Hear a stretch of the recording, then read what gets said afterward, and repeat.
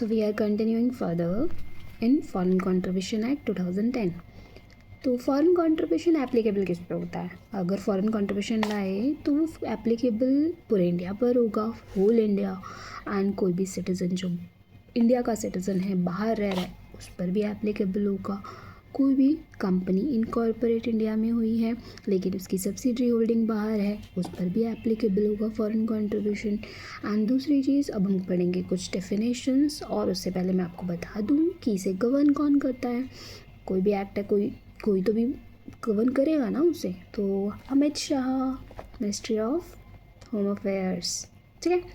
So now we are going to study definitions. अभी कुछ definitions है जिसके बेसिस पे अभी फॉरेन कंट्रीब्यूशन एक्ट पढ़ रहे हो। फॉरेन कंट्रीब्यूशन का तो मतलब पता होना चाहिए ना, फॉरेन कंट्रीब्यूशन। उससे पहले हम पढ़ेंगे फॉरेन कंपनी। फॉरेन कंपनी क्या होती है? कोई भी कंपनी बाहर इनकॉर्पोरेट हुई है तो वो फॉरेन कंपनी होगी। कोई एमएनसी बाहर इनकॉर्पोरेट हुई है, उसका place of business more than 2 countries है या मोर देन 1 कंट्रीज़ है। एक कंट्री से ज़्यादा अगर किसी भी कंट्री में आपका प्लेस ऑफ बिजनेस रन कर रहा है, ऑपरेशंस रन हो रहे हैं ना, तो आप एमएनसी होते हो। बट इनकॉर्पोरेशन कहाँ होना चाहिए as per this? Foreign country में, ठीक है। एंड कोई भी दैट्स इट, उसकी सब्सिडरी वगैरह फॉरेन कंट्रीब्यूशन, फॉरेन कंपनी की, कंट्री की कोई भी कंपनी इनकॉर्पोरेटेड, उसकी सब्सिडरी भी फॉरेन कंपनी कहलाएगी, ठीक है। नेक्स्ट आ जाता है हमारा क्या? फॉरेन कंट्रीब्यूशन, जो हमारा मेन एक्ट है, ठीक है। फॉरेन कंट्रीब्यूशन क्या होता है? कोई भी foreign source, we will clear foreign source क्या होता है, बट फॉरेन सोर्स से क्या आया? डोनेशन आया। डोनेशन म्हणजे समझते चैरिटी, अभी एनजीओस को ही जाता है ना।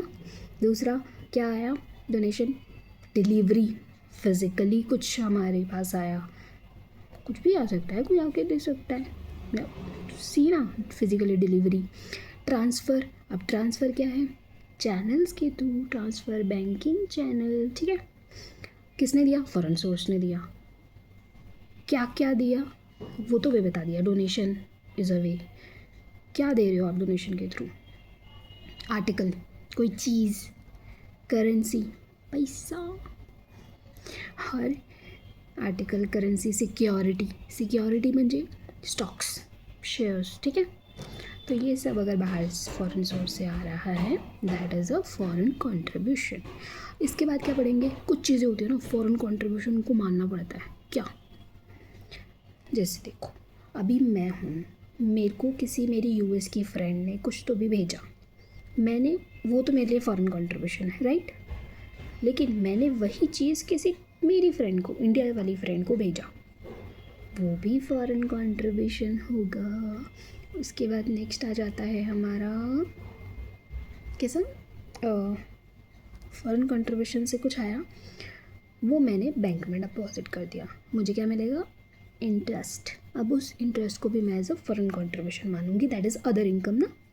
एंड कुछ चीज़ें होती है जिसे फ़ॉरेन कंट्रीब्यूशन नहीं मानते। क्या क्या चीज़ें होती हैं यार? कोई बाहर से पढ़ने यहाँ आ रहा है, वो एजुकेशन फ़ीस दे रहा है, एजुकेशन फ़ीस वो थोड़ी होती है फ़ॉरेन कंट्रीब्यूशन, तो पढ़ने आ रहा है ना।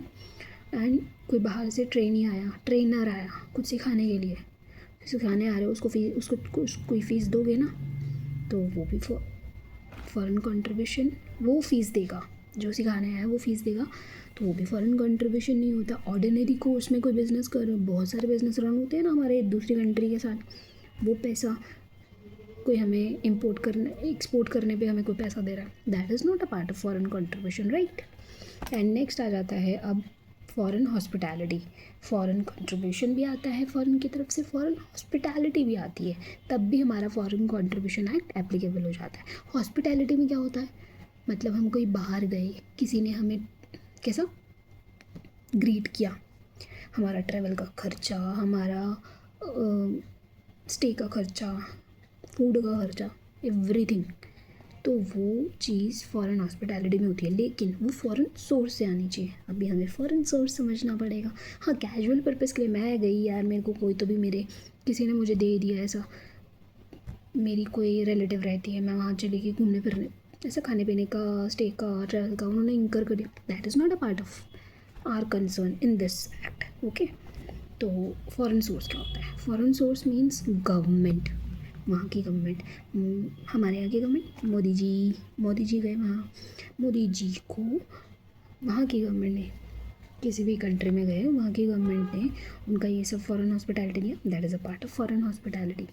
उसके बाद वहाँ का सिटीज़न ने कुछ तभी ग्रीट किया, वहाँ का कोई भी एजेंसी में, लेकिन ध्यान रखना क्या नहीं आएगा, यूनाइटेड नेशन नहीं आएगा, IMF नहीं आएगा, वर्ल्ड बैंक नहीं आएगा, ठीक है, ये सारी चीज़ें नहीं होती हैं। और इसके अलावा फॉरेन कंपनी अगर हमें कुछ दे रही है, foreign hospitality, MNC foreign hospitality, ये सब फॉरेन हॉस्पिटैलिटी में आता है। कोई ट्रस्ट है वहाँ का, या फिर फाउंडेशन है, या फिर कोई हमारा ट्रेड यूनियन है, सब आ जाते हैं उसके अंदर, ठीक है, दैट इज़। अब कुछ क्वेश्चंस करूँगी, जैसे कि कंपनी इनकॉर्पोरेट हुई है इंडिया में, आउटसाइड बहुत सारी उसमें इस्टेब्लिश्ड हैं, क्या उसकी सब्सिडरीज, उसकी ब्रांचेस हैं, तो क्या वो MNC होगी?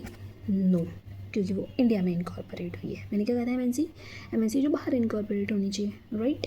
And can foreign contribution be received in INR? Yes. Is donation by NRI consider foreign contribution? मैंने बोला था। किस पे एप्लीकेबल होता है?